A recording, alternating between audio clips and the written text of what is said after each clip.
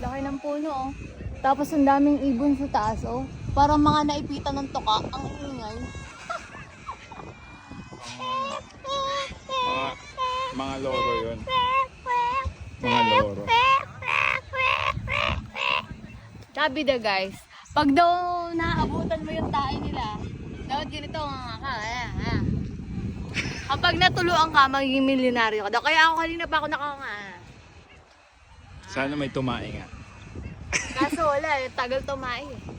Yun. So, pagkatapos namin kumain, dun, sa Chinese restaurant na masungit naman eh. Pupunta naman kami sa dagat. Ayan. Ganda dito. Oh my God! Ay, ang dami oh. Loro, Ay, ayun. sobrang dami. Yan. So, kung ano, dito, yan.